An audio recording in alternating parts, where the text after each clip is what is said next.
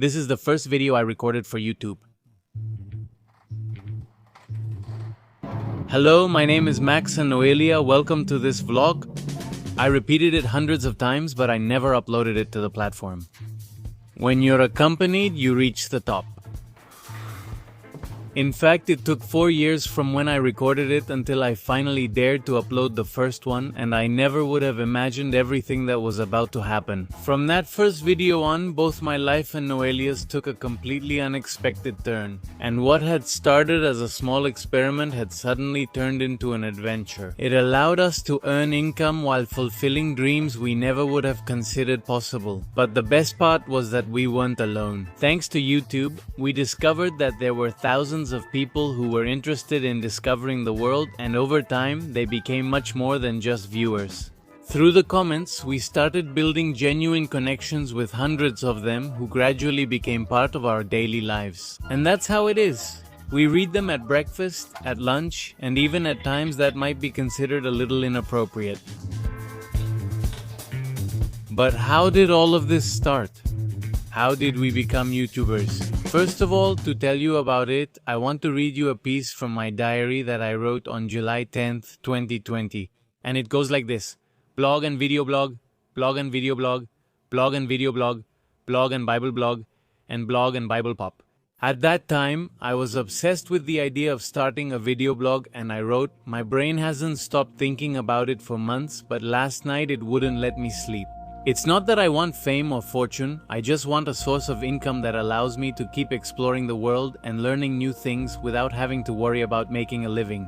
The volunteer work has been wonderful, especially the ones that include food. But how am I supposed to cover the rest? I wonder what would happen if I had my own vlog. I've heard that it can become a career. It sounds pretty crazy that someone would pay you to chase your dreams, but if there's even the slightest chance that it's true, it would definitely be worth a try. But why haven't I done it yet? Why not? Why? No, I haven't.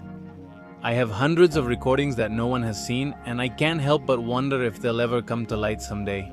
To put it in context, when I wrote these words, I had been traveling and volunteering for several months to save money so I could keep traveling and learning. But, as expected, money doesn't last forever. The resources ran out and I had to start thinking about looking for a job. But since I wanted to keep traveling, I started looking for jobs in other countries. And thanks to a friend who showed me, I found out there were opportunities in China, so I applied through an agent. And eventually they offered me a job at a cardboard box factory very close to Shanghai. I accepted the offer because it sounded like a good way to make money while I kept traveling. But soon I realized that there isn't much excitement in a cardboard factory.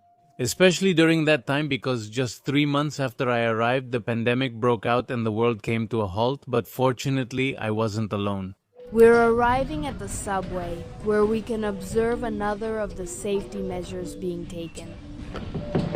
When we started receiving the first news and articles about what was happening in China, I had only been in this country for 20 days. I hadn't even had time to process the fact that I had left the career I loved so much to move to the other side of the world, when suddenly we were locked down in Max's apartment.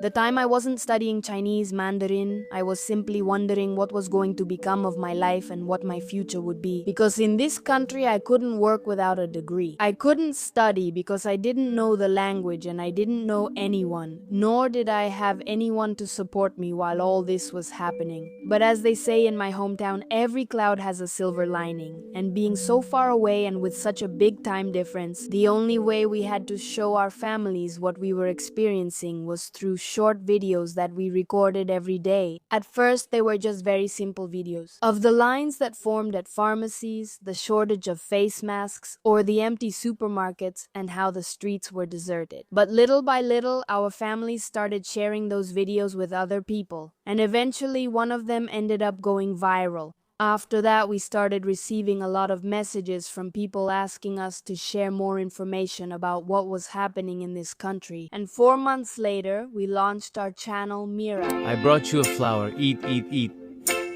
I still remember the day we recorded our first video. By then, the pandemic was already under control, so we had to think about what we really wanted to share.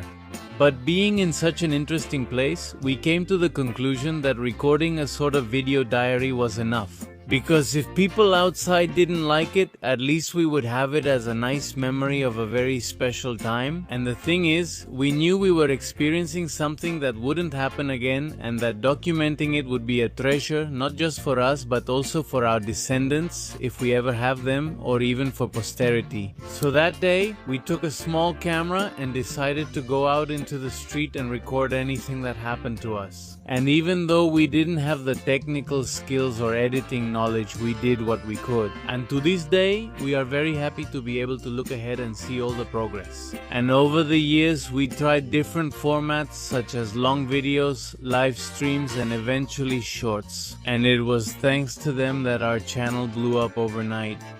Since suddenly we went from 200 or 300,000 subscribers to having more than 7 million people who, in a way, became our family. And for this, keep in mind that we arrived in a country with a language we didn't speak and where we didn't know anyone. And at a time when human contact was extremely limited. In fact, during our entire first year in China, we didn't have a single friend, and if there was something we needed at that time, it was connection. That's the best thing YouTube has given us. In a way, the process of planning, filming, and editing the videos had become a kind of therapy for both of us in different ways. In my case, it made me feel connected to my family and to the hundreds of people who joined our adventures every week, and in Noelia's case, it was different.